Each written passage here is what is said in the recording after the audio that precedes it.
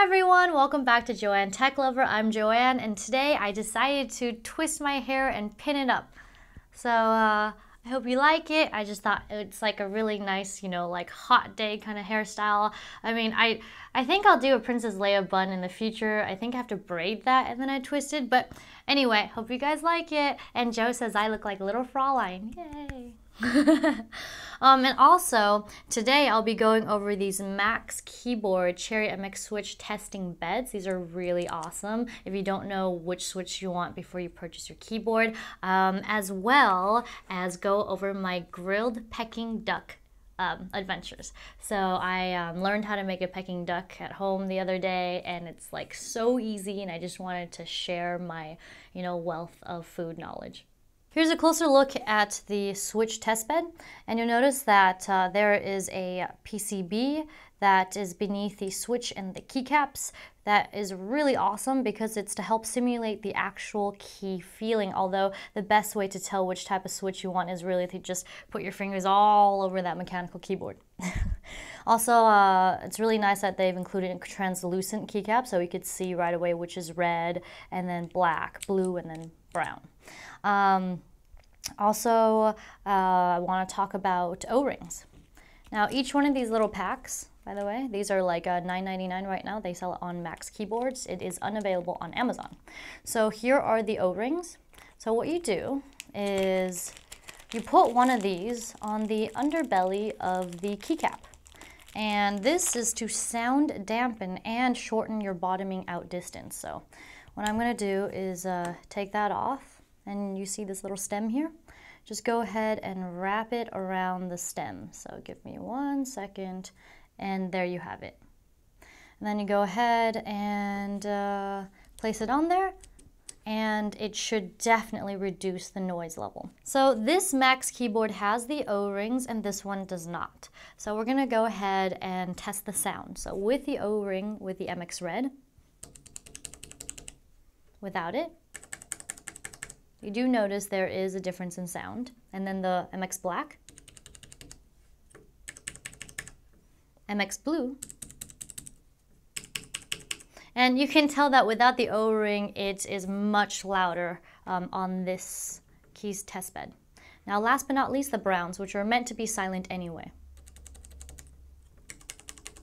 So hopefully that was able to give you an idea of what that does.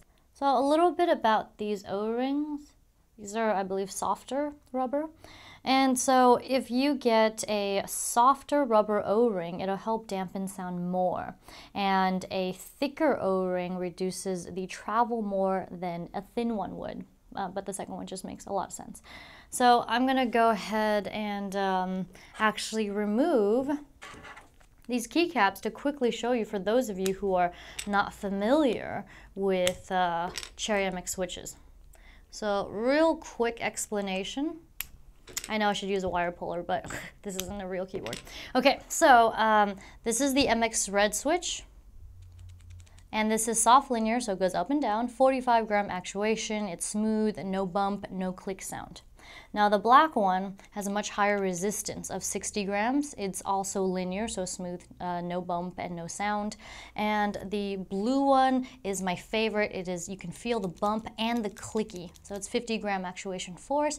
And finally, last but not least, is the brown, which is the soft tactile. So you do feel a bump, but it's not clicky. And it's like the reds at 45 gram actuation force.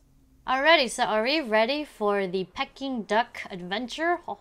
Okay, next time I'll probably do some videos for you guys, but this time I just want to show you the recipe. It's really simple, and this is what they tell you to do, but here's how I did it, because I never like to follow directions exactly. Alrighty, so I just skipped the water. I got a whole duck from Whole Foods, by the way. They sell them non-frozen, but they sell them at Sprouts frozen. And head on. I didn't see a head, so we just tied the legs. Alright, so you need a 1/4 cup of sugar, 1/4 cup of salt, and 1 teaspoon 5-spice powder, and you rub that on the inside of the duck cavity. So take out the giblets. You could always fry them up later or bake them or what have you. And 1 cup of molasses. You want to know something interesting? I used to always think molasses, I imagine that Grinch guy. Gosh, I forgot his name. he's a Grinch, Mr. something. Remember that guy that sings that really low voice? I just picture him saying molasses. And for some reason, I always thought molasses was some kind of spice, like some kind of sweet, spicy spice. But it turns out it's more of like a nectar, like a heavy syrup or something. It's sweet. And 2 cups hot oil. You can just skip this part because I'll tell you why. Alrighty, so we're gonna go ahead and so this is I didn't have a duck rack and I didn't have any kitchen string, so I just used some ribbon. And tied up the legs and then tied the legs up to this little wooden beam here beneath this stool. It's not a stool, I'm sorry, it's a skinny table. And I just thought, I saw it and I'm like, oh my god, brilliant, you know, light bulb, right? And then just like, oh, just put a little dripping bowl beneath it. So you coat, like I said earlier, coat the inside with the dry ingredients and coat the outside of the duck generously with the molasses, which is a liquid, by the way. And then you just hang it to dry for 2 hours because the skin needs to be dry so that it can crisp when it's baking. Awesome, right? And then, you know, lots of juices come out. Alrighty, and then this is what it kind of looks like about, I think this is about halfway through. So it looks kind of inedible for some reason. Like the skin is super dry and all that good stuff. We didn't flip it. We just kept it breast up like this the entire time. And make sure your grill gets hot enough to 375 degrees. So that's going to take a little bit of time. So once that's done, you will get a beautiful, very professional looking Peking duck. I wish I had taken pictures of me like just scarfing it down, but next time. Alrighty, so in order to further crisp the skin and make it just have this beautiful glossy look, we used a cast iron skillet pan, and then we put it inside the barbecue to catch all the oil that dripped from the duck, and then after it was done, we poured the oil back onto the duck, and that's how you do it. And by the way, the butt is like the most delicious part, just so you know. It's like filled with fat and deliciousness. Well, hopefully I was helpful in showing you how to you know, make this Peking duck. It's just such a simple recipe. That's how I like to do it. And we basically just cut the duck in half, and I ate pretty much half of it. And it was so tender inside, let me tell you. 45 minutes, 375-degree grill, perfect, okay? That's all I have to say. Num num num. Well, that wraps up vlog number 12. I hope you found it enjoyable and a little funny and informative. I try to keep it informative for every video. Alrighty, so hopefully you guys liked the Max keyboard sampler kit for the Cherry MX Switch, and maybe you guys will go out and grab one. It's much cheaper than if you were to buy an entire keyboard, and it gives you a better idea of how they feel. Alrighty, also hope you like that Peking Duck tour that I gave you. Well, tour.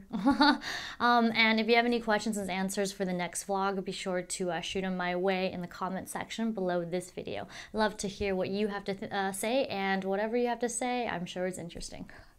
Okay, well, if you like what you saw and you want to see more, be sure to hit the like, comment, and subscribe button, and also follow me on social media on JoanneTechLover Facebook fan page, Joanne Food Lover Twitter, and twitch.tv/whaletune, where I game stream with Tim weekly. And of course, please donate so you can help expand this channel and feed this techie, and really just so I can bring you more of what you want to see tech-wise. And also, Store Envy, be sure to check it out to see my 8.5 by 11-inch prints. They are autographed. So yeah, that covers it for this vlog number 12. Alrighty, bye bye.